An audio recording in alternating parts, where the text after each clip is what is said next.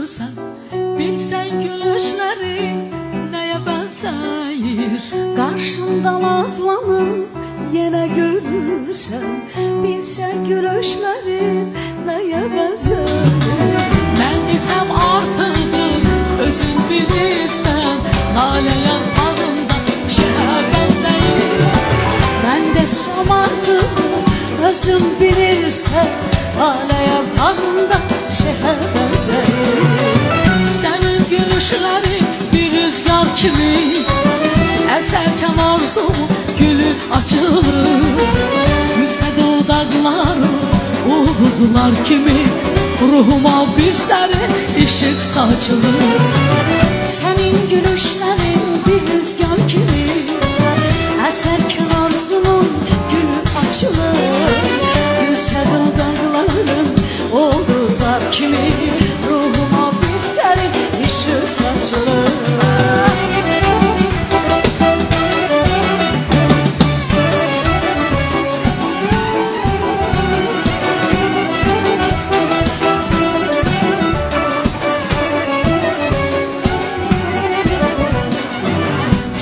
Gülüşlerin yaz seherine, hissime fikrime sanki renk alır. Senin gülüşlerin yaz seherine, hissime fikrime sanki renk alır.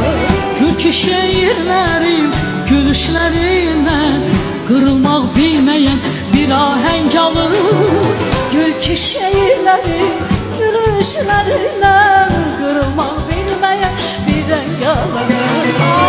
Cahan ki solmaya bir bahçe vardır, kuru dere var mıdır gülmeden ölmek. Heyif o şəxsən ki qara qabaqdır, ne kadar yanaşır insana gülmək.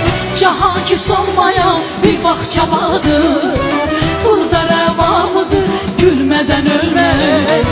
Yazık o şəxsən ki qara qabaqdır, ne kadar yanaşır insana gülmək. Yazık o şəxsə ki qara qabaqdır, ne kadar yanaşır insana